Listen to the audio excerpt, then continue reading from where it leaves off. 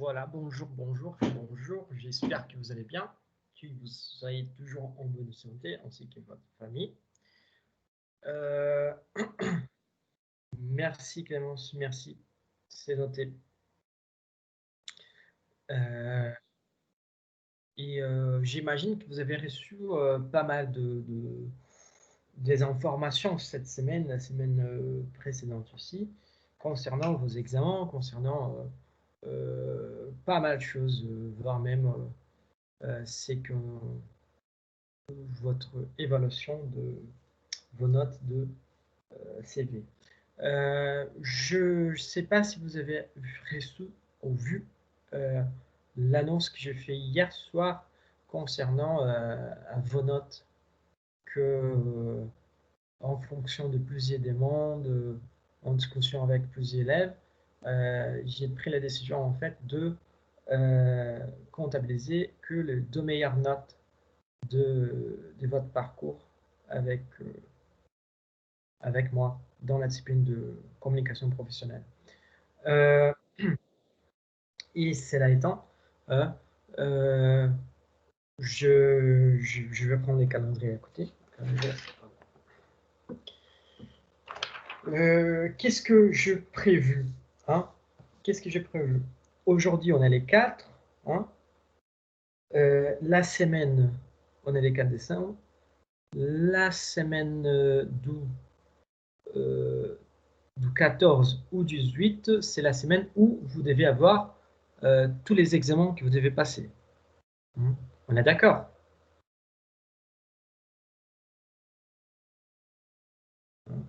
Donc, les 4 et 18, la semaine du 14 et du 18, c'est la semaine de vos examens. Ce que je vous propose donc, c'est de faire comme cela.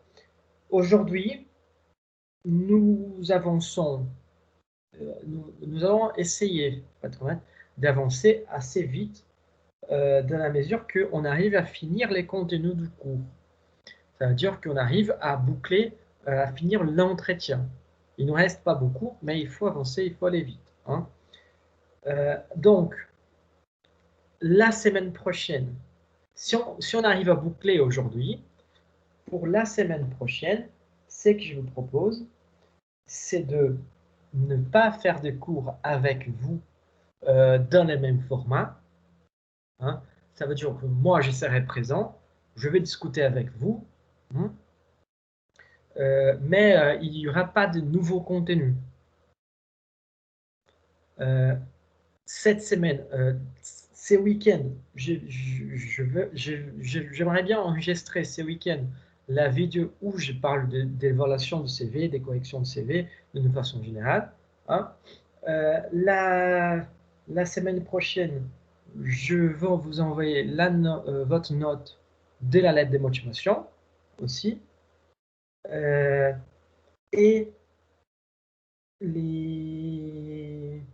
donc les 11 décembre, ce que je vous propose, c'est je reviens, je fais les cours, meilleur disant, je reste avec vous, hein, je me rends disponible en ligne, pardon, j'ouvre la salle comme j'ai fait normalement pour les cours, mais vous n'êtes pas obligé de venir. Ça veut dire que je suis à disposition pour discuter quelque chose avec vous, voir votre CV professionnel, votre vrai CV professionnel et tout ça, euh, voir votre lettre de motivation pour discuter. Ça va être plutôt un chat, vous voyez. Euh, donc, c'est cette idée de faire les cours comme ça. Donc, je ne veux pas prendre en compte la présence du cours du jour du 11 décembre. Mais je serai quand même pour parler avec vous, pour discuter avec vous, si vous souhaitez. Comme ça, vous pouvez meilleur vous préparer, avoir plus de temps, être plus tranquille pour votre semaine d'examen. Par contre, on avait parlé d'une troisième activité. Donc, c'est que je vous Bonjour. propose. Bonjour. Donc, ce que je vous propose aussi, c'est de faire une troisième activité sur Google Forms, que je vais vous envoyer les liens, hein, sur les sujets unique de l'entretien. Ça va être un questionnaire, comme je vais expliquer. Ça va être un questionnaire avec environ 8-10 questions. Et par expérience, je sais que vous vous en sortez très bien quand on parle des questionnaires. Hein. Donc, d'où la nécessité de finir les cours aujourd'hui, de boucler les cours aujourd'hui, les contenus. Donc, je vous propose la possibilité de répondre ces questionnaires en 2 jours. Je sais que la période, ça va être un peu serré, mais c'est la meilleure période sans vous embêter trop. Donc, ce que je vous propose, c'est de laisser cette dernière activité qui peut vous aider à rattraper éventuellement une mauvaise note, soit dans la lettre de motivation, soit dans les CV. Hein.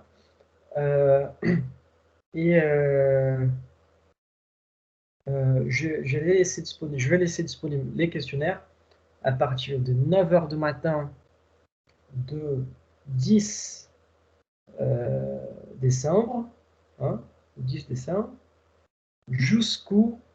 jusqu'à 22 h du 11 décembre. Donc vous allez tout votre jeudi et tout votre vendredi dès la semaine prochaine pour réaliser cette questionnaire.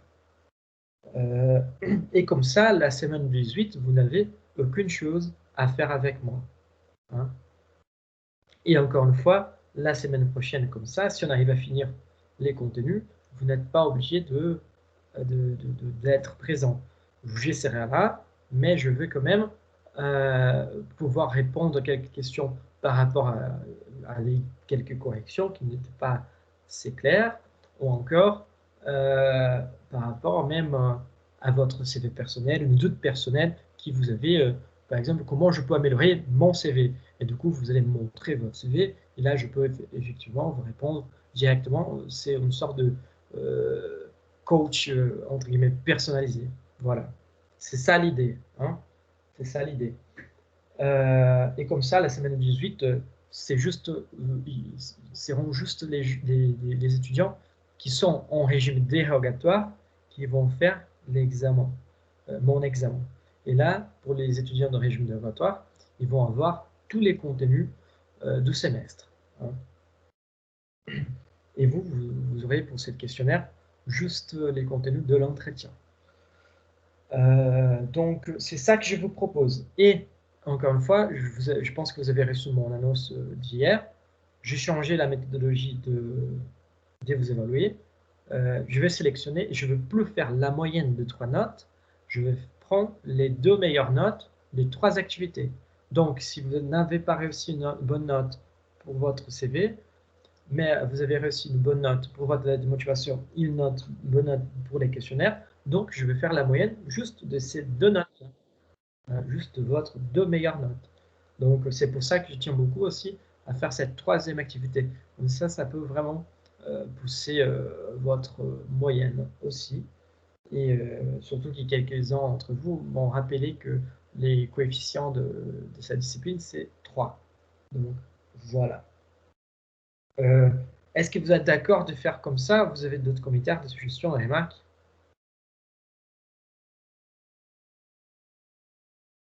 Oui, monsieur, moi j'ai une question.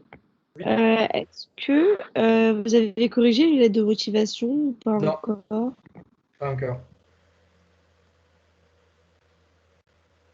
Pas encore. J'ai l'intention de pouvoir vous rendre vos notes de l'aide de motivation la semaine prochaine déjà.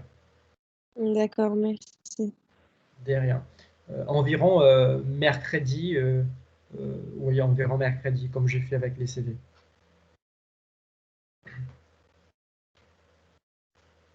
Voilà. Est-ce que ça vous va de faire comme ça alors? On essaye de finir le contenu aujourd'hui. Pour la semaine prochaine, faire une sorte de discussion plus allégée avec ceux qui veulent parler de leur CV, de leurs choses personnelles, professionnelles, voilà. Comme ça, on peut faire une sorte de coach et ça vous rend plutôt tranquille pour les examens aussi. Hein. En sachant que pour la semaine prochaine, donc, je ne compterai pas la présence. Vous n'êtes pas obligé de venir, sauf si vous voulez discuter, si vous voulez parler de quelque chose que vous avez Monsieur, envie. du coup, Oui. si j'ai bien compris, la semaine prochaine, on a juste cours si on veut et on a le contrôle en avant, c'est ça? Oui, c'est pas un contrôle, c'est juste une activité, un questionnaire. Hein. Mhm. Mais oui, c'est ça. Effectivement, dans ces cas, vous n'êtes pas obligé de venir, sauf si vous voulez partager votre CV professionnel, on va dire votre vrai CV, euh, parce que vous avez une question particulière concernant votre CV, ou une autre question plus personnelle concernant toutes les sortes de communication professionnelle qu'on avait vues pendant les cours. Donc, comme sont des cas assez particuliers, euh, je vous propose cela de ne pas compter votre présence ni votre absence, mais de faire cette discussion allégée euh, avec les présents euh, et, euh, et de vous demander donc la troisième activité que je vais rendre disponible de 9 heures du matin les 10 décembre jusqu'à 22 heures du 11 décembre. Donc voilà, vous avez 2 jours entiers. C'est bon, monsieur, on est d'accord. Enfin, moi, je trouve que c'est une bonne idée. Comme ça, on n'est pas chargé lors de la Bon, semaine avec tout le... oui, oui, exactement. En fait, c'est ça l'idée, c'est de ne pas vous surcharger de encore une autre chose dans la semaine de vos examens. Et normalement, dans la semaine de vos examens, je suis obligé de faire qu'une seule journée de l'activité. Je ne peux pas prolonger autant comme je vous propose. Donc, voilà. Euh, Est-ce que ça va pour vous? On peut finaliser comme ça. Pour quelqu'un d'autre. Oui. Oui, si quelqu'un a une question, un commentaire, un remarque, je ne sais pas.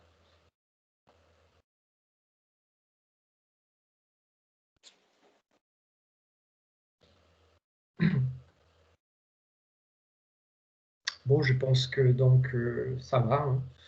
Hein. Donc, allez, on va avancer dans les contenus parce qu'on doit vraiment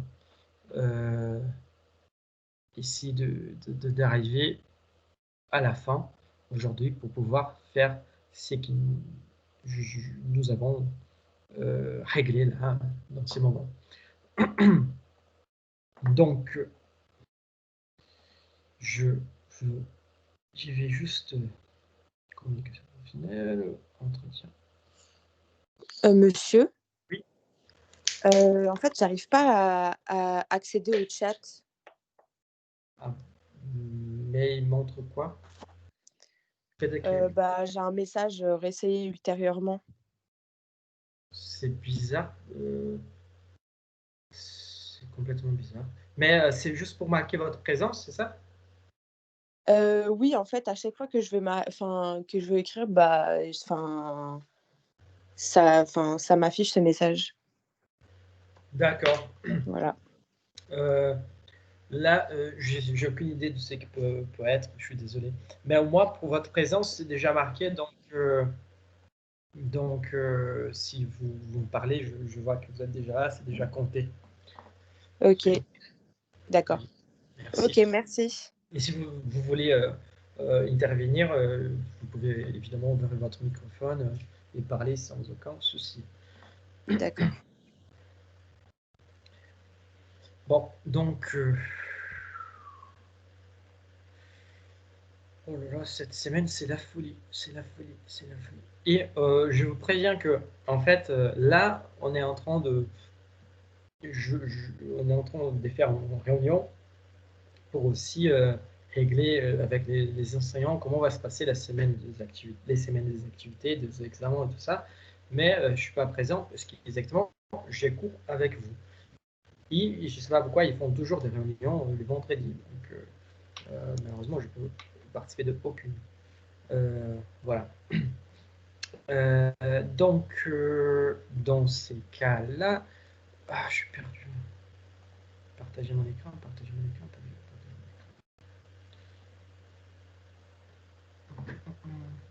écran. Voilà. c'est bon. Euh, moi, j'avoue que je suis un peu perdu, hein. Mais vous vous souvenez si on on est arrivé là, êtes-vous?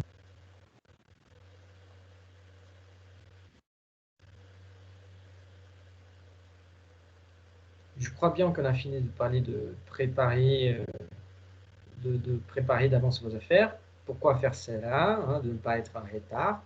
On a parlé aussi de quelques considérations générales par rapport aux habits, votre langage et tout ça. Il y en a arrivé, soit êtes-vous prêt, soit première question. Et je ne sais pas si on a parlé de la première question. Est-ce que vous vous souvenez? Par là, parce que moi, je suis un peu perdu.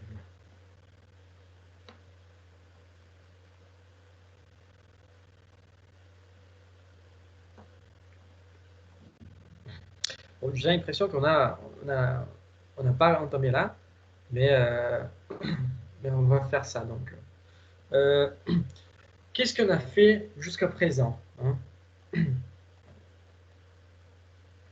Ah, vous avez fait encore la première question. D'accord. Merci. Pardon. Merci, Tuvan, merci. Bon, dans ces cas-là,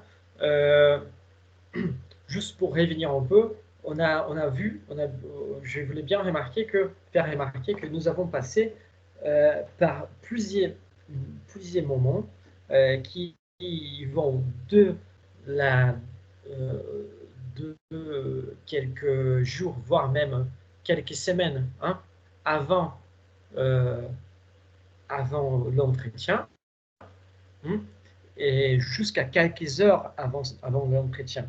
D'où préparer d'avance vos affaires, c'est juste quelques heures, et même quelques minutes, parce que quand on parle dans les considérations générales, hein, on parle aussi de comportement. Comment on parle de faire attention à la façon qu'on dirige on dirige notre parole vers les agents d'accueil, les agents de ménage, les personnes qui viennent servir les petits cafés à les réunions, voilà, tout cela. Du coup, on doit faire vraiment attention avec tout cela et être gentil, poli, et on a attiré l'attention à plusieurs éléments. Et maintenant, on passe on passe activement au moment de l'entretien et on va traiter des questions qui sont posées au moment même de l'entretien. Et le but, c'est de voir quels sont les 11 plus courants, voir comment on peut répondre à ces questions, quelles sont les articulations qu'on peut faire, et aussi savoir qu'est-ce que les recruteurs ils cherchent en posant ces questions-là. Parce que si on sait ce qu'ils recherchent, c'est aussi plus facile de découvrir comment on peut répondre, hein. Mais évidemment, on peut découvrir comment on peut répondre seulement si on a suivi les étapes précédentes. Vous allez voir qu'une chose, c'est très fortement lié à l'autre, hein. Donc, la première question, parlez-moi de vous, pouvez-vous me parler de vous, pouvez-vous vous présenter? Donc, on avait vu que c'était exactement sont trois façons différentes de tourner la même chose. Et qui généralement, c'est la première question posée, hein, et qui pourrait être assez vaste, assez ouverte. On ne sait pas par où commencer, mais il faut se souvenir qu'on n'est pas là pour devenir pote de recruteur. On est dans un entretien professionnel. Et c'est ça que vous avez aussi pénalisé dans quelque sorte pour votre CV. Une bonne partie des gens, en fait, ont marqué, ont laissé par exemple les centres d'intérêt dans une position beaucoup plus visible même que leur formation ou que leur expérience professionnelle. Et en tant que stratégie discursive, ça va montrer quoi? Ça va montrer que la personne, elle privilégie les centres d'intérêt qui est la formation, qui est l'expérience professionnelle. Voilà, c'est pour ça que l'agencement, l'emplacement des choses, il joue aussi dans ce sens de qu'est-ce que je veux privilégier en tant qu'information. Donc voilà. Et même, voire même, il y a des gens qui ont mis des voyages séparés des centres d'intérêt et qui ont aussi identifié tous les pays auxquels on visitait. Et honnêtement, on va voir après que ça c'est pas très professionnel, hein, et ça n'intéresse pas les recruteurs. sur tous les pays que vous avez visités. On va voir pourquoi, mais on va voir aussi comment savoir on va dire, en tirer, profiter de ces voyages sans les mentionner dans votre CV. Attendez, on va voir ça tout de suite. Hein. Après quelques questions. Parce qu'on sait que faire des voyages, c'est très bien pour enrichir la culture, pour montrer l'esprit ouvert et tout ça, mais comment on peut profiter de cela dans un autre moment qui n'est pas du CV, parce que les CV du CV n'est pas les bons pour faire ça. Donc, une question très ouverte, parlez-moi de vous, et il veut une réponse de votre profil professionnel. Il ne veut pas du tout une réponse de votre profil personnel. Donc, en sachant cela, hein, en sachant cela, nous avons que deux choix. Si vous avez de l'expérience, hein, si vous avez de l'expérience, et si vous n'avez pas beaucoup d'expérience, dans les deux cas, hein, dans les deux cas, il y a une façon différente de répondre à ces questions. Donc, si vous n'avez pas beaucoup d'expérience, essayez de centraliser votre discours sous votre formation. Hein, et après, présenter quelques jobs d'été, quelques stages que vous avez faits, et voilà. Et aussi, c'est que vous avez appris quelques petites choses avec ces stages. Les choses sont basiques. Par contre, si vous avez déjà expérimenté, si vous avez déjà, au bout d'un moment, vous allez être expérimenté. Au bout d'un moment, vous allez avoir pas mal des expériences professionnelles. Et dans ces cas-là, ils s'attendent juste un petit résumé simple, pratique, concis des des principaux postes occupés. Hein. Et selon lesquels vous allez insister seulement sur les plus importants et qui ont un rapport avec les postes et les secteurs auxquels vous postulez dans les moments. Hein. Donc, qu'est-ce que le directeur recherche avec cette question? D'abord, il va chercher exactement de valider les informations mentionnées sur votre CV. À partir de ces moments aussi, quand vous répondez aux questions, il peut évaluer un peu comment vous structurez votre parcours.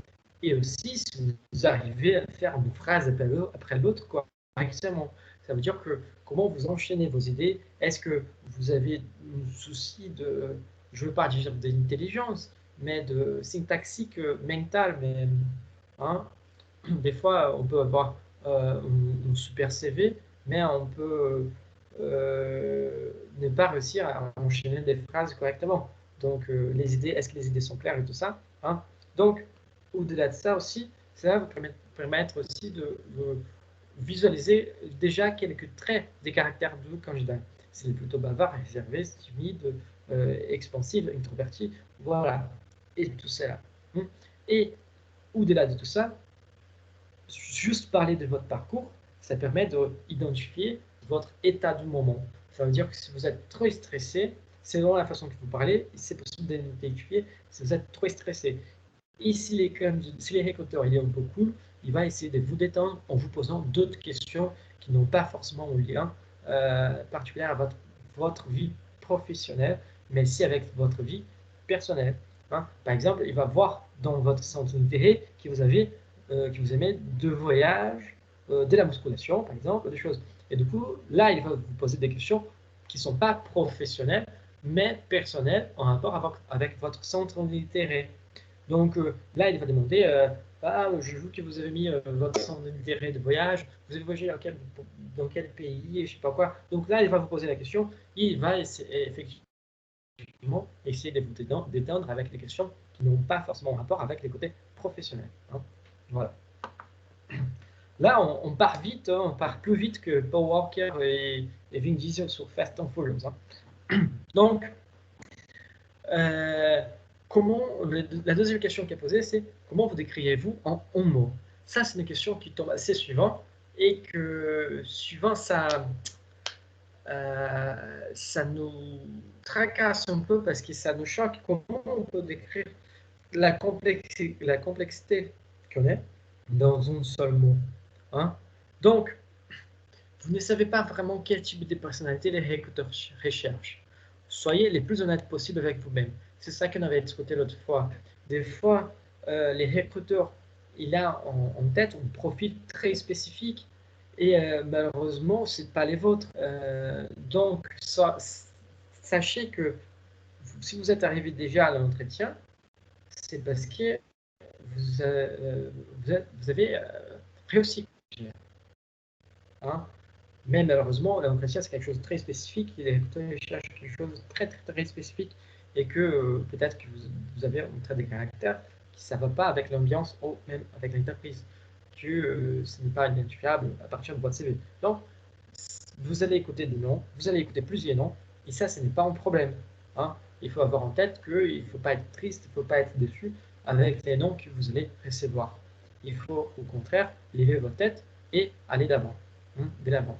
C'est très important, cet esprit actif et de résilience. Vraiment, vraiment, vraiment. Ne soyez pas déçus avec les noms que vous allez recevoir pendant votre vie professionnelle. Et c'est pour ça, effectivement, qu'il faut être le plus honnête possible avec vous-même. Mais par contre, il faut être honnête, il ne faut pas être con. Hein. Procéder avec prudence. Il faut penser qu'on est là aussi dans les enjeux professionnels. Si vous savez que vous êtes fiable, dévoué, mais que vous aimez les filles, que vos amis louent votre humour, faites un choix plutôt conservateur.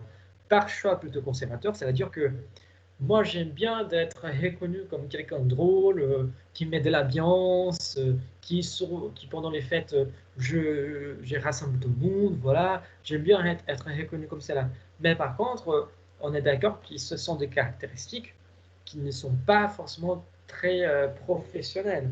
Hein, sont pas très bien vues au milieu professionnel. Donc, dans ces cas, essayez de trouver des mots qui ont rapport avec votre côté professionnel et n'est pas avec votre côté personnel. Il faut faire la distinction entre les deux points. C'est pour cette raison qu'on parle de choix conservateur. Par contre, il faut avoir en tête aussi que pour trouver ces mots, on doit évaluer les postes. Un poste classique mérite un mot classique. Un poste créatif mérite par contre un mot créatif. Voilà la différence. Une banque, la poste, des entreprises grands classiques qui sont, on reconnaît comme des entreprises traditionnelles, hein, qui ont toujours existé, et voilà. Il veut, qu'est-ce qu'il recherche? Il recherche surtout l'instabilité, hein, de quelqu'un stable.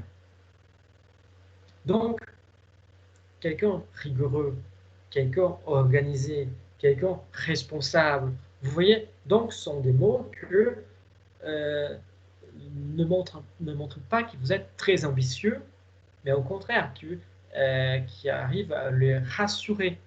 Du coup, il faut quelque chose qui les rassure et capable de le montrer une certaine stabilité professionnelle et personnelle. Hein. Donc voilà. Par contre, un poste créatif mérite mot créatif. Ça veut dire que un poste créatif mérite mot créatif, il faut au moins que montre un peu votre ambition, hein, qui montre que vous êtes quand même pas mal dynamique, active, qui vous cherchez, vous allez chercher quelque chose, vous ne restez pas dans vos coins. Mais cette notion, cette question, comment vous décrivez-vous en mots, elle est posée parce que c'est en fonction d'un seul mot, c'est grâce à ces seuls mots que l'exécuteur pourra dessiner déjà le premier profil du candidat, votre premier profil, hein, et aussi évaluer votre type de personnalité. Mine de rien, si vous utilisez le mot organisé, il faut choisir avec prudence, hein, parce que les mots organisés, il faut voir tout ce qui va avec organisé.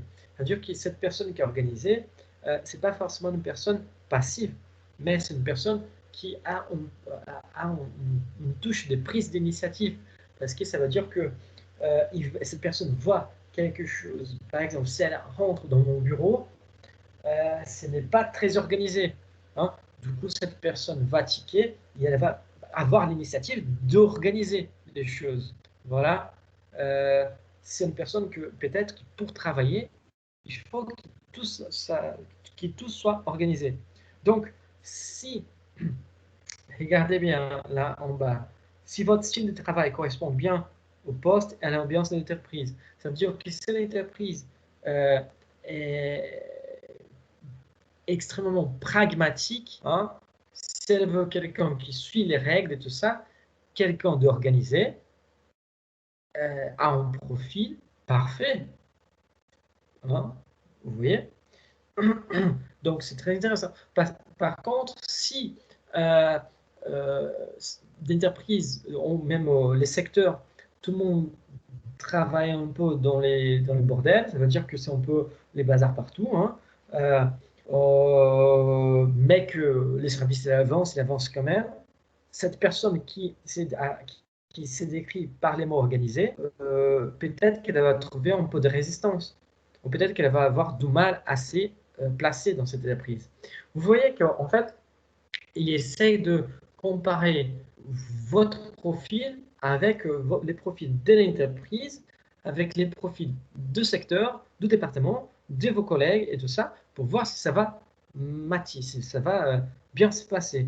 Et c'est exactement ça. Si vous recevez un non, il ne faut pas être déçu parce que c'est juste qu'il n'a pas. C'est comme on match Tinder, vous voyez. Donc ça peut marcher, ça peut pas. Des fois ça peut ne pas marcher. Donc voilà. Hein. C'est un peu comme ça. Il faut ne pas oublier que les recruteurs aussi essaient de faire les meilleurs de soi-même pour, pour aider aussi les entreprises. Hein. Et cette question permet aussi de savoir. Alors, en fait, vous voyez que juste les mots organisés, selon les profils recherchés, selon l'entreprise, selon le secteur, ça peut être soit un point très fort, soit un point très faible. Hein. Donc, voilà. Et les recruteurs, ils veulent surtout éviter la frustration de candidats. Hein. Parce que quand on arrive dans l'entreprise, on voit que on attend beaucoup de l'entreprise quand on commence au nouveau boulot. Euh, mais des fois, c'est pas tout cela et on est frustré. Et l'effet d'être frustré, ça va faire préjudice dans notre productivité. Donc ça, c'est très compliqué. Donc voilà. Et aussi, avec cette réponse, il est possible déjà d'évaluer la confiance, hein, que vous avez dans votre perception de vous-même. Hein. Donc, arriver là déjà avec un mot, si je pose cette question hein, ici dans les cours, c'est pour que vous puissiez vous préparer, ou meilleur, la préparer pour que dans les prochains entretiens, ils vont poser la question comment vous décririez en un mot. Et là, tac, tac, responsable. Et du coup, vous avez effectivement une bonne confiance dans votre propre perception. Parce que vous n'avez pas hésité. Vous voyez la troisième question plus posée, c'est qui savez-vous de notre entreprise? Regardez très bien. On commence à faire une chose très intéressante. On commence à reprendre les éléments de la préparation. Hein. On avait dit que pour vous préparer à l'entretien, il fallait étudier l'entreprise, il fallait étudier les postes, et que ça vous faisait chier. Parce que vous avez déjà fait ça plusieurs fois pour faire les CV, pour faire la lettre de motivation, et encore faire ça pour l'entretien. Oui, vous devez encore faire ça pour l'entretien, parce que c'est surtout là, dans cette question que vous allez utiliser, c'est que vous avez étudié par rapport à l'entreprise. Hein. Que savez-vous de notre entreprise? Donc, c'est là, les recherches effectuées avant l'entretien ou lors de la rédaction de votre lettre de motivation vous seront alors d'une grande aide. Voilà. Peu importe votre expérience professionnelle, il faut toujours vous présenter en entretien en ayant une connaissance globale de l'entreprise, de son organisation, de sa culture organisationnelle, de ses valeurs, de son activité principale, voire même de services que vous souhaitez intégrer. Là, les services que vous souhaitez intégrer, c'est assez compliqué, hein, mais honnêtement, une connaissance globale d'entreprise, de sa culture organisationnelle, des valeurs et de son activité principale, c'est toujours obligatoire. Hein. Ce sont des points faciles qui on peut se renseigner soit via Twitter, soit via Facebook, soit via les sites web de l'entreprise, voire encore, ça dépend de la taille de l'entreprise, des bilans démonstratifs qu'elle est obligée de rendre publics.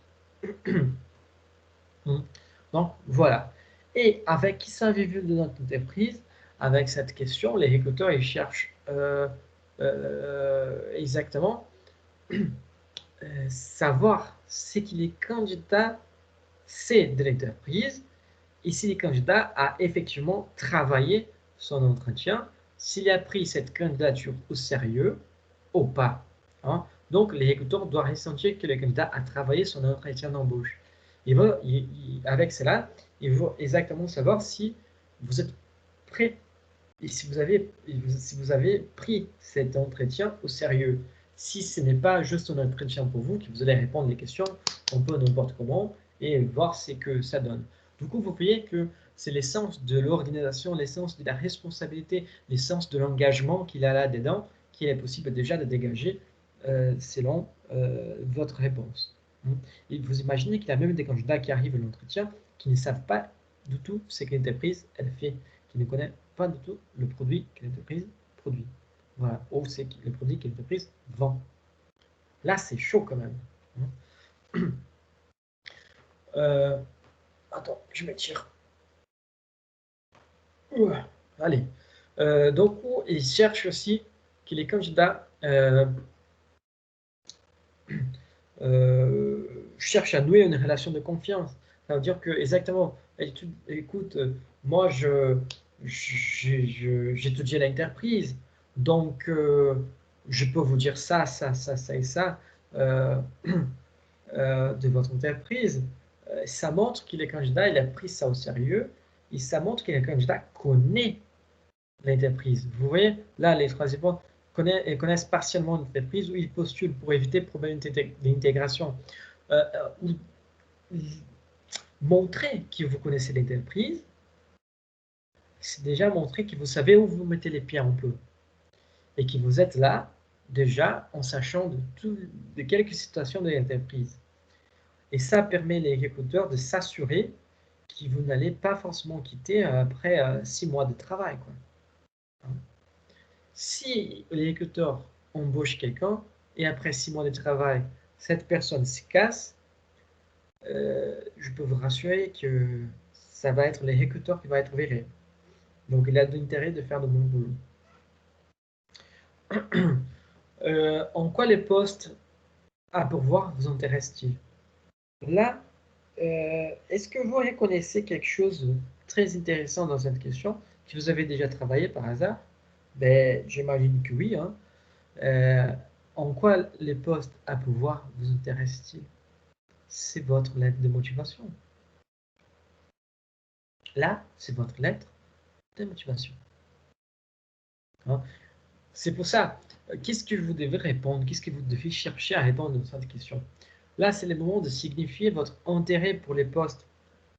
Alors, en vous appuyant sur des éléments concrets. Les postes m'intéressent. Si les salaires est diffusé, vous pouvez évidemment parler du salaire. En fait, les salaires que vous proposez, c'est effectivement très bon. Voilà. Mais aussi, j'ai pu développer ça dans mon travail précédent. J'ai bien aimé. Et donc, je pense que ici, je vais encore pouvoir développer plus et m'approfondir sur ces sujets. Donc, ça me fait plaisir de pouvoir bosser ici, d'avoir ces postes. Voilà. Vous voyez, ce sont des éléments concrets qui ont rapport avec votre expérience professionnelle. Donc, c'est exactement ça que vous devez faire comprendre, que votre parcours fait écho à ce qui est demandé dans la fiche de poste. Je vais pouvoir développer quelque chose que j'ai déjà eu, améliorer quelque chose. Vous voyez, oh, c'est la mission qui vous plaît. Hein? Donc, c'est votre lettre de motivation. Et c'est là qu'on revient sur les points. Si vous avez préparé votre entretien, reprendre des éléments de la lettre de motivation peut vous être utile. Vous pouvez même ouvrir un peu le sujet en expliquant à votre interlocuteur que vous vous intéressez non seulement à l'entreprise et au poste, mais aussi aux produits, à la culture de l'entreprise, aux valeurs. Donc ça, normalement, ces derniers points, il est assez apprécié dans les grandes entreprises. Ça veut dire que si vous travaillez, par exemple, euh, chez Adidas, Nike, Google, Facebook, Twitter, voilà, Coca-Cola et tout cela, et vous aimez bien les produits Coca-Cola, vous aimez bien les produits Unilever, voilà, vous avez un lien identitaire avec la marque. Donc, ça montre que vous êtes déjà engagé avec la marque par ces produits, que vous avez confiance dans la marque. Donc, quelqu'un qui a confiance dans le produit de l'entreprise, c'est quelqu'un qui est vraiment très engagé avec l'entreprise. Vous voyez? Donc, c'est très intéressant. Mais pourquoi exactement? Ça, c'est un peu bête. Pourquoi les chercheurs posent cette question? Pourquoi vous êtes intéressé par les postes? Hein? Un, pour vérifier la motivation du candidat. Il va donc croiser les informations avec la lettre de motivation. Hein? Deux, qu'il y a au moins une adéquation entre l'offre de la mission et les leviers de motivation de la personne. Et pour cela, il faut que les candidatures soient cohérentes. Ça, par cela, ça veut dire que les recruteurs, ils connaissent les tâches à être effectuées dans ce poste. Et cela veut dire que euh, si vous parlez que vous attendez, que vous pouvez faire telle chose, mais que les recruteurs savent que vous ne pouvez pas la faire au poste, il va les dire tout de suite. Écoutez, vous pensez que vous pouvez faire cela, mais en fait, vous ne pouvez pas. Et donc, ça, effectivement, ça peut bloquer les candidats, ça peut gérer une certaine frustration de la part de candidats après avoir été embauchés. Hein. Donc, c'est ça la partie de la cohérence. Est-ce que ce que l'entreprise propose, est-ce que ce que le département fait est vraiment ce que les candidats imaginent qu'il va pouvoir développer? Est-ce que les candidats, il y a une proposition cohérente, il y a une idée cohérente, ou ils pensent que c'est un peu la fête, mais que en fait, c'est pas du tout la fête. Il y a plusieurs personnes qui se disent souvent, oh, vous savez, j'aimerais travailler dans les bars et tout ça. Est-ce que ça serait la fête tous les soirs? Ben, écoutez, ça serait la fête tous les soirs pour les autres, pas pour vous. Donc voilà, c'est exactement la cohérence du candidat. Vous voyez? Et cette cohérence, hein, il va montrer donc, il va permettre d'assurer les recruteurs si la démarche du candidat ne s'inscrit pas dans les courts termes. On est déjà sur le troisième point. Vous voyez, parce que plus les candidats ont des expectatives par rapport aux postes, et plus les postes prennent une autre direction, plus frustré les candidats il va être. Donc, ça se trouve qu'il ne va pas durer 3 mois.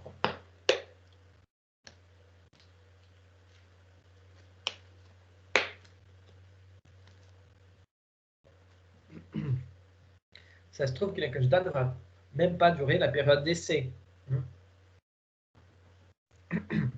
Prochaine point. Pourquoi devrais-je vous choisir plutôt que notre candidat? Pourquoi vous êtes les candidats idéaux? Je commence par la fin. Pour bien répondre à cette question, il ne faut pas pécher par excès de confiance. C'est dur. Si vous dites parce que moi je suis le meilleur candidat, parce que moi je suis le meilleur, je suis désolé, mais juste par votre réponse, vous n'êtes déjà pas les meilleurs. Parce que vous n'êtes déjà pas les plus humbles. Voilà. Donc, ça montre déjà un gros défaut. Donc, il ne faut pas pécher par excès de confiance. Pour bien répondre à cette question, il est conseillé donc d'évoquer des exemples de projets ou des réalisations qui font appel aux compétences recherchées. Hein. Par exemple, vous avez dans l'offre dans l'offre de poste, vous avez marqué au site inscrit que c'est écrit, pardon, qu'il fallait avoir une telle compétence sur tel logiciel. Donc, moi, j'ai travaillé dans la campagne de marketing, dans la campagne de publicité de telle entreprise, on travaille avec tel logiciel, voilà. Vous voyez, donc, faire des associations. Vous devez me choisir parce que moi, je coche tous les cases que vous voulez. Et vous avez aussi développé cette information dans votre lettre de motivation. Regardez, prouvez votre motivation en vous projetant dans les postes proposés au travers des missions réalisées lors des expériences les plus significatives de votre carrière. Hein? Vous vous souvenez que quand on parlait de la démotivation, on avait dit que les nous, c'était autant la séduction qui est la projection du candidat vers les postes et les recruteurs. Vous vous souvenez? Donc, voilà, c'est le moment de récupérer les nous. Pourquoi je dois vous choisir? Parce qu'en me choisissant, nous pouvons avancer dans ce sens. Nous pourrons accéder à tel endroit. Hein? Regardez, là, c'est le moment de sortir une information de l'entreprise et une information peut-être de votre expérience personnelle. Hein? Si, par exemple, vous vous souvenez que vous avez étudié l'entreprise, donc vous savez que l'entreprise veut ouvrir un magasin en Russie. Hein? Et en ouvrant, et par contre, vous avez déjà voyagé, vous avez déjà voyagé, ou vous avez même déjà habité en Russie. Et vous connaissez la langue, vous connaissez un peu la culture, voilà. Et du coup, là, c'est le moment. Je pense que je devrais être choisi parce que j'ai vu que vous avez dans l'intérêt, l'entreprise a dans l'intérêt d'ouvrir une filière en Russie.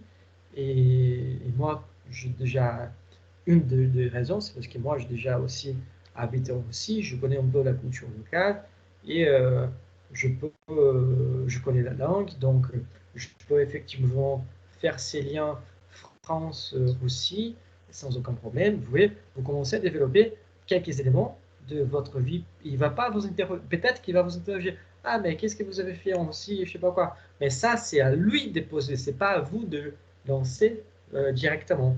Vous voyez, là, c'est le moment de sortir quelques éléments de votre carrière ou de votre expérience personnelle qui ont rapport avec la demande de poste. Vous voyez? Donc là, c'est les moments. Hein. C'est pas dans les CV. Peut-être que vous pouvez utiliser ça dans votre lettre de motivation. Mais c'est aussi le moment pendant l'entretien. Mais pas dans les CV. Vous voyez? Dans les CV, ne l'intéresse pas sur quel pays vous avez, à quel pays vous avez quel pays vous avez déjà voyagé. Surtout si vous mettez dans votre CV la distinction entre voyage familial, voyage avec l'école, voyage avec des copains, voilà. Donc ça n'intéresse pas du tout le recruteur. Et ça vous fait de préjudice en fait.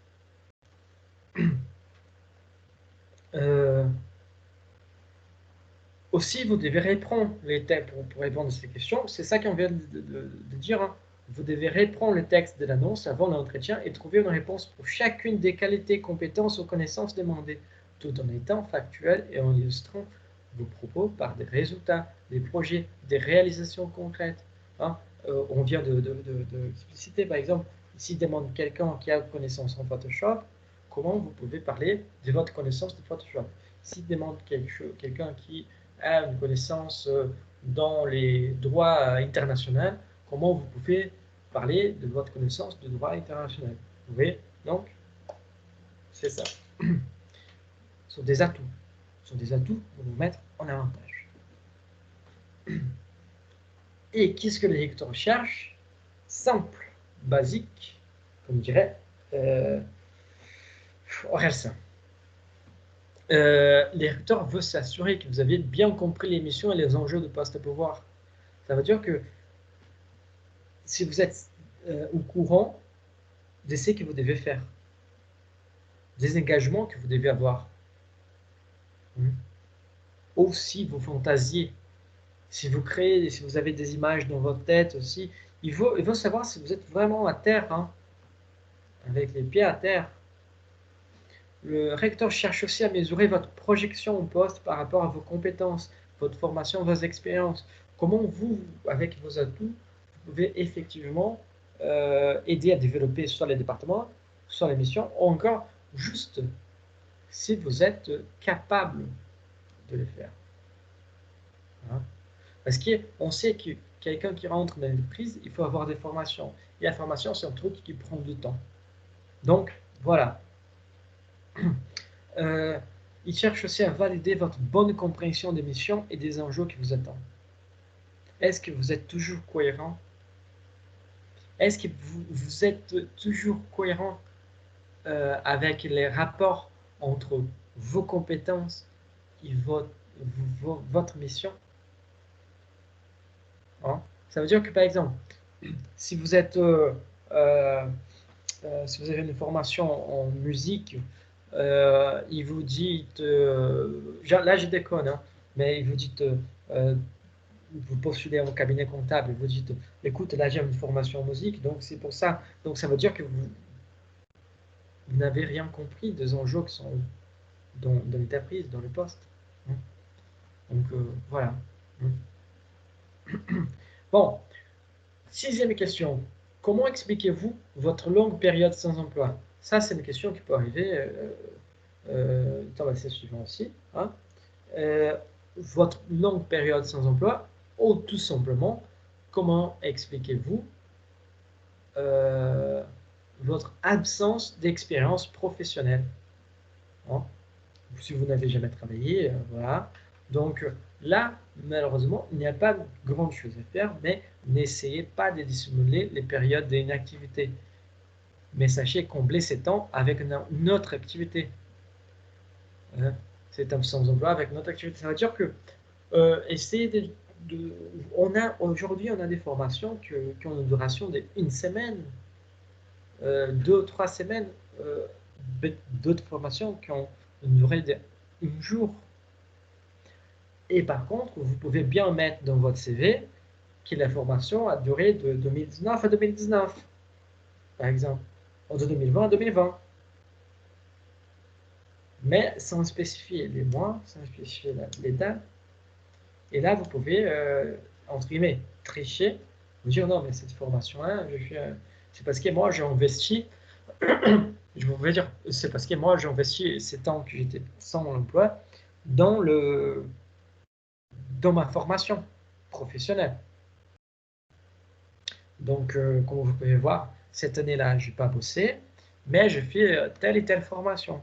Peu importe si la formation a duré une journée, peu importe. Hein, mais vous pouvez combler comme ça. Hein, vous voyez, vous pouvez effectivement expliquer aussi que peut-être que vous avez fait une formation parce que vous cherchez une reconversion. Hein, ça marche aussi. Et du coup, il faut avoir des éléments concrets pour pouvoir justifier ça. Des éléments concrets qui sont présents dans votre CV. Hein. Là, on voit l'importance aussi de reprendre les CV, de réanalyser les CV.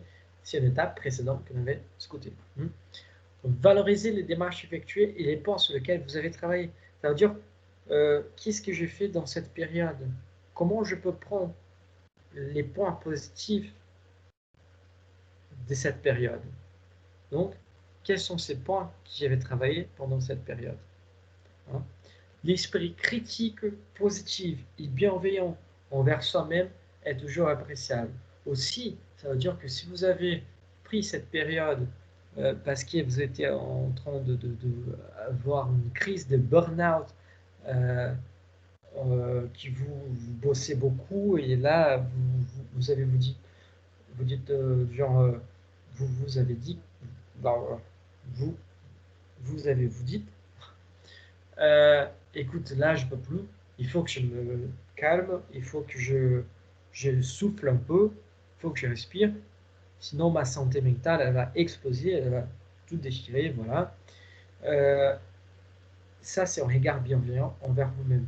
Des fois, en France, vous avez la chance d'être beaucoup aidé par l'État dans plusieurs niveaux, malgré les faits qu'ils ne soient pas toujours suffisantes.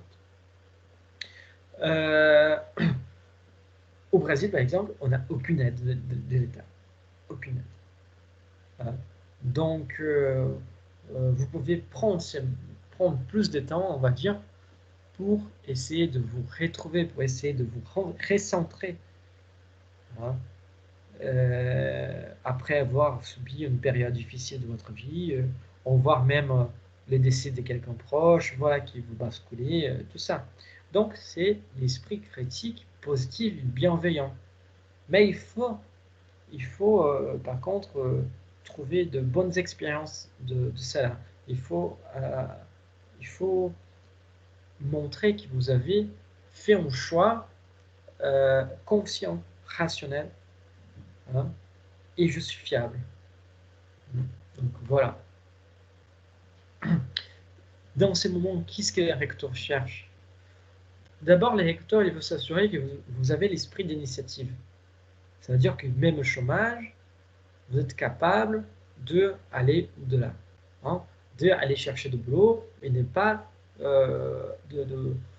d'attendre d'une façon que les boulots ils tombent sur vous. Hein. Ça veut dire aussi que même au chômage, vous êtes possible, vous arrivez à être résilient, à maintenir votre ténacité. Hein, qui, malgré le fait d'être au chômage, vous n'avez pas laissé tomber votre morale. Que vous cherchez toujours, que vous êtes toujours là, et Vous voyez. Le recteur veut aussi savoir si vous avez un profil actif, dynamique, ou encore plus passif. Regardez bien. Ce n'est pas toujours positif d'avoir un profil actif et dynamique. Ou ce n'est pas toujours négatif d'avoir un profil passif. Il veut juste savoir. Il y a un certain boulot, il y a un certain poste qui sait qu'il cherche, c'est quelqu'un avec un profil passif. Il y a un certain poste qui sait qu'il cherche, c'est quelqu'un avec le profil actif. Donc, voilà. Si vous êtes plutôt dynamique, ça veut dire que non, j'ai voyagé le monde, j'ai fait celle-ci, celle-là, je sais pas quoi pendant ces temps, et voilà, voilà, voilà. Ou encore, non, écoutez, moi, j'ai pris la décision de me recentrer, de faire juste cela pour pouvoir bien faire. Donc, ça montre une autre sorte de profil. Donc, voilà. La façon dont elle a formulé aussi cette question, elle est naturellement conçue pour tester votre résilience. Parce que forcément, c'est une question qui va vous mettre en question. Une question qui va vous mettre en question. Voilà. Mais c'est ça l'histoire. Hein, qu'est-ce que vous avez fait là? Hein? Vous voyez? Donc ça va nous tracasser, ça va nous tracasser un peu. Donc, comment nous on peut montrer que nous avons eu de la résilience pendant cette période difficile et encore comment nous avons nous préparé pour cette question, pour l'entretien et encore comment nous avons reçu cette question. Septième question, comment envisagez-vous votre carrière? Où vous voyez dans 5 ans? Où vous voyez-vous dans 5 ans? Voilà, dans plusieurs façons de formuler la même question.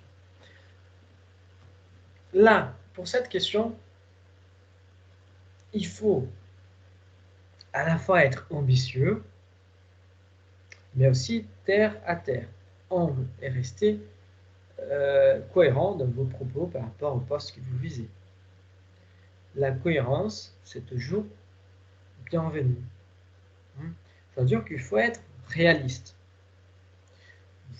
On va dire que si vous commencez aujourd'hui dans la pâtisserie,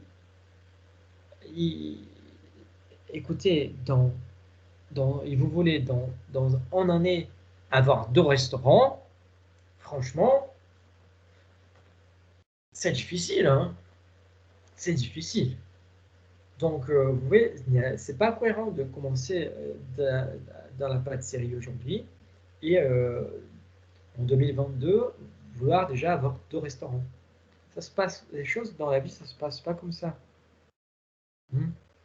Il faut, ce n'est pas possible aussi de commencer aujourd'hui à jouer de la guitare et vouloir devenir un rockstar la semaine prochaine, en super guitariste dans un an.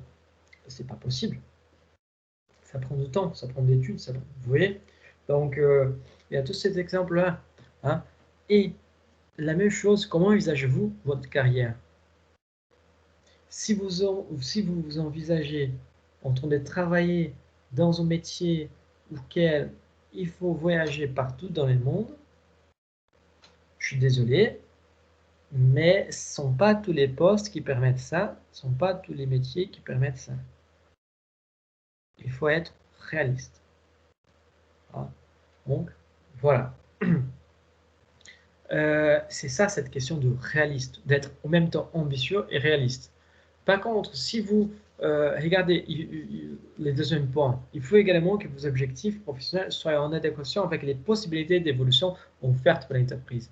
Ça veut dire que si dans 5 ans, vous vous voyez en tant que cadre du département de ressources humaines, du département de stratégie et marketing, voilà, c'est très bien, c'est ambitieux. Voilà, dans 5 ans, je pense que c'est un peu trop vite peut-être, hein, mais regardez bien la possibilité d'évolution dans l'entreprise. Est-ce que tous les autres employés, ils ont réussi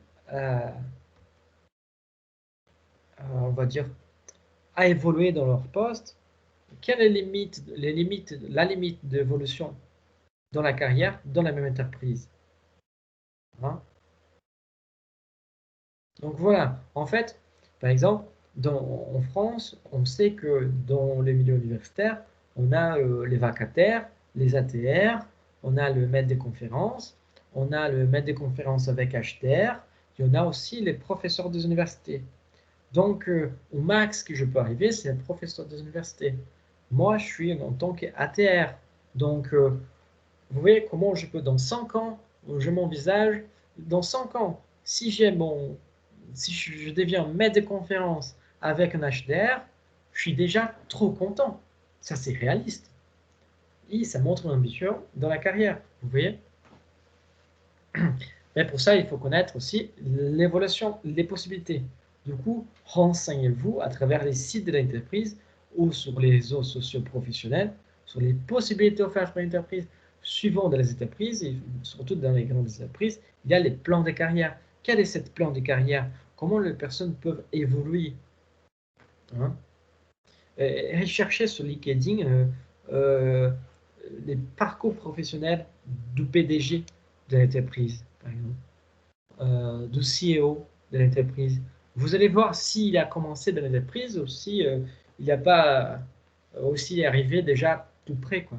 Vous voyez? Qu'est-ce que les recruteurs cherchent avec cette question? 1. Déterminer si le candidat s'est fixé des objectifs à long terme. C'est fixé et aussi s'il est capable de se fixer. Hein? C'est là, évaluer si les candidats arrivent à se projeter dans l'entreprise. Parce qu'il y a des gens que, franchement, où vous voyez dans 5 ans, la personne est en train de postuler, par exemple, dans un cabinet comptable. Dans un cabinet comptable, et cette question est posée. Où vous voyez dans 5 ans? Où vous voyez dans 5 ans? Et la personne répond, ah, moi je me vois bien en étant les meilleurs pâtissiers de France. Pâtissiers de France. Et tout de suite, mais écoutez, pourquoi vous postulez dans un cabinet comptable alors? Bah, c'est bizarre, on est d'accord, c'est bizarre. Hein?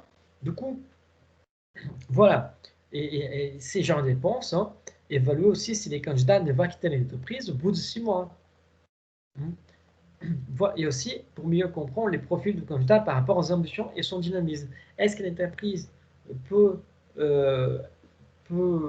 lui donner ce qu'il espère ou il va être frustré. Hein. Encore une fois, un employé frustré, c'est un employé qui ne produit pas. Là, on va passer vite parce que c'est pas, on a déjà beaucoup parlé de ça, hein. Quels sont vos points forts et vos points faibles. Donc, on a déjà vu, on a déjà discuté de cela. Ça ne change pas grand-chose. Mais il y a une petite question intéressante. Comment répondre? Mettre en avant vos points forts, aussi bien comportementaux, soft skills, que techniques. Ça, c'est un terme très intéressant. Et ce terme soft skills, dans tous les 150 curriculums, dans tous les 150, j'ai dit même plus, avec Scénar, dans tous les 190 CV que j'ai corrigés, juste un CV mentionné soft skills. Hein? Donc, ce sont les compétences, évidemment, mais ce sont les compétences qui sont entre deux. Vous voyez, entre les professionnels et entre les personnels. Voilà, ce sont les soft skills. Vous pouvez expliciter donc vos points forts et vos points faibles en utilisant des expériences vécues. Tout cela qu'on a déjà parlé. Parlez plutôt des expériences d'amélioration que des défauts, des axes d'amélioration. Hein? Ah non, je pense que je peux améliorer dans ces points-là, je peux améliorer aussi dans ces points-là, je peux améliorer aussi dans ces points-là. C'est moins fort que parler de défauts. Et n'essayez surtout pas de déguiser en point positif, en point négatif, on a déjà bien parlé de ça. Et il s'agit de faire l'autocritique honnête. Nous, franchement, on a cela. Donc,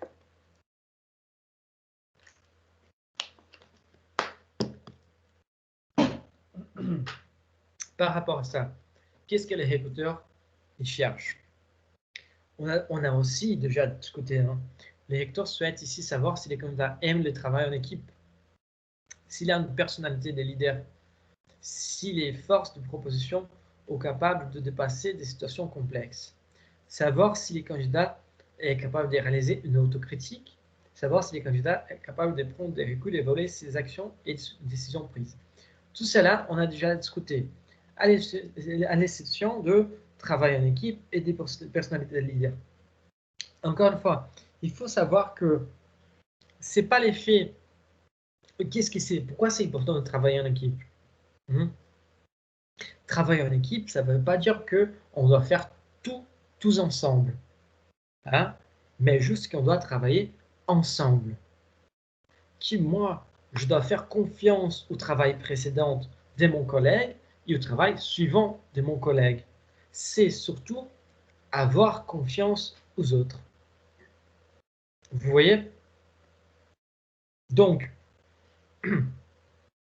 si je n'ai pas de confiance aux autres, je ne peux pas travailler en équipe. Hein? Si Mbappé n'a pas de confiance sur les gardiens de PSG ou gardiens de PSG, il a qui prend les gants et aller au but, quoi. Vous voyez? Donc, c'est un peu ça là. Donc, il faut avoir confiance. C'est ça le travail en équipe. Si les candidats ont une personnalité de leader, encore une fois, c'est un profil recherché suivant, mais le problème, c'est qu'on apprend toujours dans les cours de gestion que les leaders, c'est les meilleurs, c'est tous ceux qui les entreprises recherchent, voilà.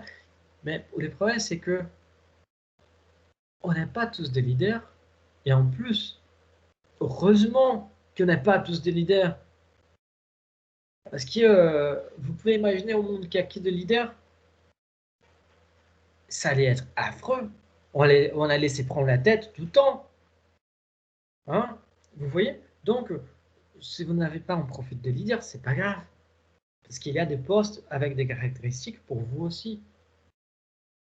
Ils cherchent, en fait, c'est ça, les recruteurs, avec toutes ces questions, ils cherchent à vous connaître. C'est tout.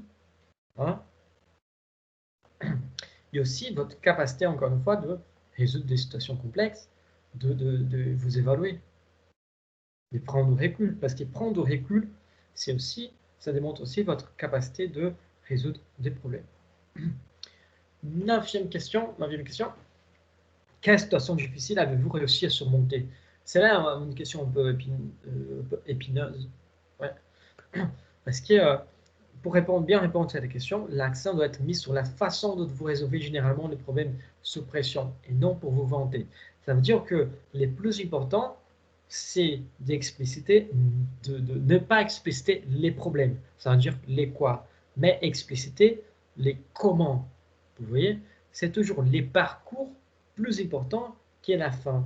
Par exemple, montrez-vous des signes de stress lorsque vous décrivez l'événement. Avez-vous fait preuve de créativité, d'ingéniosité et de rapidité pour la résolution du problème? Avez-vous suivi un chemin logique en les faisant? Tout ça, ce n'est pas les problèmes en soi, mais comment vous avez fait pour les régler. Vous voyez, c'est exactement les comment qui intéressent les recruteurs.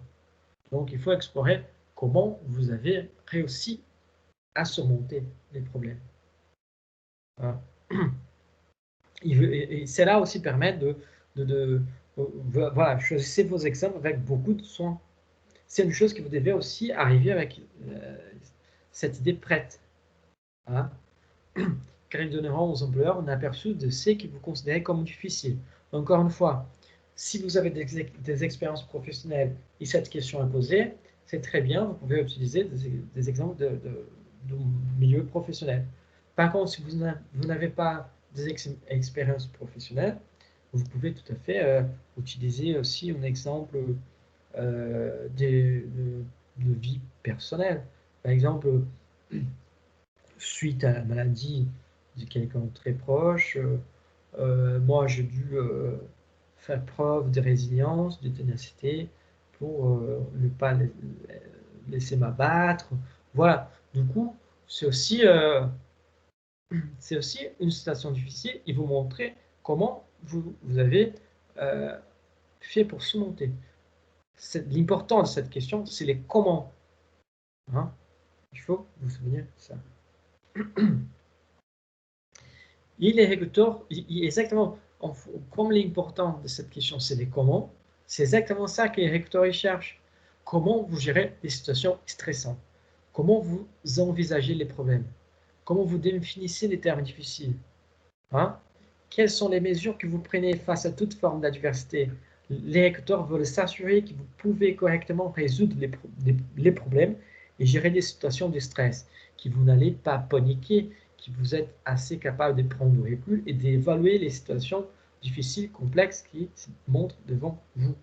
Que vous n'allez pas paniquer, comment vous allez résoudre? Vous allez mettre la situation difficile un peu à côté, respirer, et après réattaquer, vous allez discuter avec les autres comment vous allez faire. Vous voyez? C'est ça qu'ils veulent savoir, les comment. C'est toujours comment vous êtes capable de gérer votre stress et comment vous traitez les situations difficiles. En plus de savoir qu'est-ce qui est difficile pour vous. Parce que c'est que des fois, ce que vous avez nommé en tant que difficile, c'est une situation quotidienne de boulot. Et donc, comment vous gérez ça? Est-ce que vous allez être capable de rester dans cette situation difficile pour une longue période? Voilà, donc il y a tout ça qui va avec. 10e question. Quelles sont vos prétentions salariales? Ça, c'est une question taboue, oui, mais c'est une question qui est souvent posée. Par contre, c'est une question qui ne peut pas vous prendre par surprise. Il faut être préparé pour la répondre. Hein? Et la meilleure façon d'être préparé pour la répondre, c'est estimer les salaires minimums pour lesquels vous accepteriez la mission et les montants maximaux. Hein? Parce que là, ça vaut, je passe là, hein, plutôt que définir un salaire, il vaut mieux de définir une fourchette salariale. Les minimums et les max. Pour cela, n'hésitez pas à demander des avis autour de vous, à consulter sur le web les salaires moyens en vigueur pour les types de postes et les secteurs en question. Aujourd'hui, il y a plusieurs sites en France qui font ces genres de comparaisons. Vous pouvez également chercher d'autres offres d'emploi similaires sur lesquelles une fourchette de rémunération est indiqué. Donc, tout cela, vous pouvez utiliser pour composer votre fourchette salariale. Et ça, c'est très important. C'est une question très, très, très importante. Parce qu'encore une fois, les recruteurs, ils ne veulent pas vous frustrer. Hein. C'est une question qui permet de tester les niveaux de préparation, de réflexion du candidat. Ça veut dire que si vous êtes venu avec une fourchette de salaire déjà prête, ça veut dire que vous avez déjà enquêté, que vous êtes, on va dire, au courant de la réalité du secteur, au courant de la réalité de votre métier. Vous voyez, donc vous êtes effectivement prêt. Vous n'êtes pas hors réalité, au contraire. Hein. À mesurer aussi si des candidats rentrent dans la fourchette prévue. On ne peut pas dépasser les budgets que l'entreprise est là. Donc, il faut savoir ça aussi. Aussi, à savoir si les candidats ont une compréhension globale de la mission désignée et son importance. Ça veut dire que euh, si vous faites, par exemple, un petit boulot qui est minimum hein, dans l'entreprise, et vous souhaitez gagner la même chose que les PDG d'entreprise. Là, c'est un peu déconné, quoi. Vous voyez? Donc, c'est exactement la compréhension globale de la mission et de l'importance qu'elle a pour l'activité de l'entreprise. Voilà. Et surtout, pour prévoir et éviter la frustration de la partie du candidat. Hein. Encore une fois, des fois, on pense qu'on va rentrer dans l'entreprise avec un salaire énorme. Mais quand on reçoit notre première paye, là, on est déçu, on est frustré, et ça nous tracasse. Donc, on ne va pas réussir à bosser correctement. La 11e question, avez-vous des questions? C'est une question bête, simple, mais c'est très intéressant, parce que c'est le moment que vous avez de poser des questions. Et vous devez poser. Si l'exécuteur a laissé l'option de poser des questions, vous devez poser des questions. Parce qu'une bonne préparation avant l'entretien vous donnera certainement assez d'informations et leur lot de questions, soit sur les départements, sur l'environnement du travail, voilà. N'hésitez pas à noter sur votre carnet quelques questions qui montreront votre curiosité. Vous pouvez noter parce que en sortant votre carnet et en les lisant, il va se rendre compte que vous avez vraiment vous préparé. Donc, que vous avez vraiment posé des questions, que vous êtes vraiment intéressé par les postes. Hein. Privilégiez les interrogations montrant votre intérêt et votre curiosité pour les postes et pour l'entreprise. Quelques sujets que vous pouvez aborder, environnement de travail, culture organisationnelle, organisation de l'équipe et journée type. Comment que je vais bosser? Ça va être 5 jours de travail, 2 jours de repos, ça va être 11 jours sur 2. Voilà, comment ça va marcher l'organisation hein. Voilà, ce sont des questions bêtes que vous pouvez éventuellement poser. Et ça montre que vous avez vraiment vous préparer. N'hésitez pas à poser des questions. Et les recruteurs cherchent exactement cela à savoir les niveaux de préparation d'un candidat. Parce que selon les niveaux des questions, on peut donc découvrir si le candidat a bien se préparer ou il n'a pas de tout se préparer. Parce qu'il a des niveaux aussi de préparation. Des questions bien ciblées montrent d'autre coup l'intérêt du candidat. On voit que les candidats intéressés par les postes par l'entreprise, aussi selon les questions qu'ils posent. Hein. Aussi, à mieux faire connaître l'entreprise et les postes. Et avec cela, éviter des frustrations. Parce que si on a la possibilité, si les candidats posent une question, nous, les recruteurs, il a la possibilité de répondre.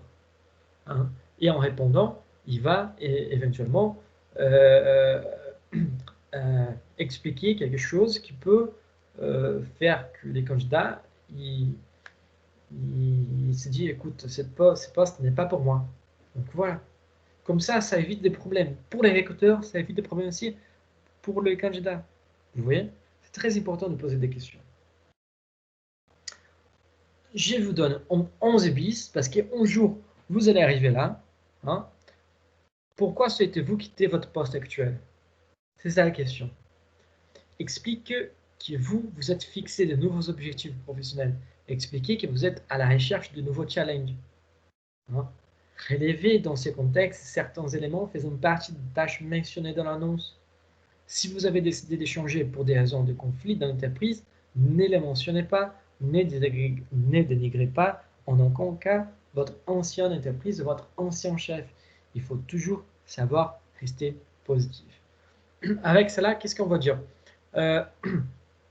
Il faut toujours penser, écoutez, moi je quitte mon poste parce que je vois dans votre offre la possibilité de me développer plus dans cette compétence, dans une telle compétence. Ou j'ai fait une partie de ces boulots dans mon ancienne entreprise, j'ai découvert que j'ai beaucoup aimé cette activité, et donc c'est pour ça que maintenant je m'élance effectivement dans ces cas. Encore, je me sens un peu stagné où je suis, et du coup je veux de nouveaux challenges. Voilà. Vous voyez? Et ça, on ne parlait pas mal de l'entreprise, ni de personne, mais on parle que nous, on a envie de nous améliorer. C'est l'ambition, vous voyez, ça devient un peu l'histoire de l'ambition. Qu'est-ce que les recteurs cherchent avec cette question?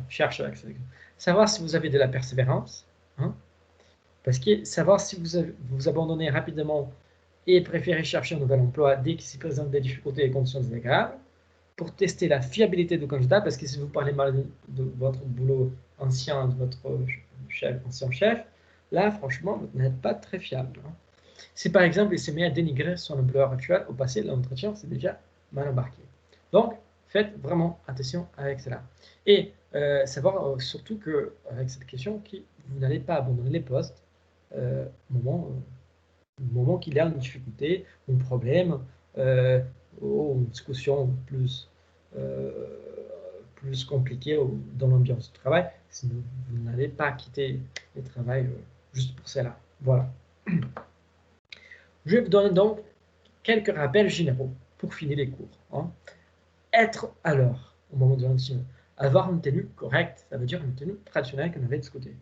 Mettre votre téléphone toujours en veille, n'oubliez pas. Être poli avec n'importe quelle personne.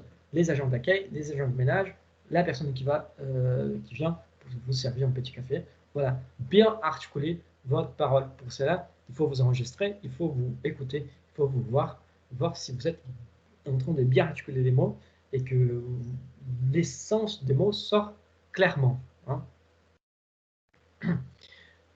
Dans la mesure du possible, restez calme et détendu. Avoir toujours une attitude positive dans la justesse, parce qu'il ne faut pas déconner non plus. Hein. Il faut être positif dans vos propos, mais il ne faut pas être trop, pour être un peu les bouffons. Hein. Regardez l'interlocuteur dans les yeux surtout. Hein, parce que ça démontre que vous êtes en train de dialoguer. Regarder l'autre, c'est déjà communiquer avec l'autre. Vous voyez, c'est ça, c'est très important. Étudier l'entreprise et la mission, encore une fois, hein, de l'entreprise. Et surtout, ne pas manger pendant l'entretien, ni manger un bonbon en autre. Parce que ce n'est pas agréable. Ce n'est pas très professionnel. D'accord? Bon, je reviens vers vous. Hein. Je reviens vers vous. Malheureusement, pour l'instant, on n'a plus le temps pour discuter aujourd'hui, mais je peux vous assurer que toutes les communications que je vais faire avec vous, je vais faire sourd et prêt, je vais répondre à tous vos mails. Hein. Du coup, je vous dis, si vous avez des questions, posez-la au moment par mail, je vais répondre. Mais là, j'ai vraiment besoin d'y aller pour pouvoir enchaîner mon autre cours aussi. Donc, dans ces cas, je vous remercie énormément de votre présence. C'était un énorme plaisir. Je vous souhaite bon courage pour tout et la semaine prochaine, on se voit pour discuter, pour parler, si vous voulez. Voilà. Mais voilà, je vous remercie énormément. Bonne journée, bon week-end et au revoir. Merci à vous aussi. Merci, au revoir. Merci, au revoir.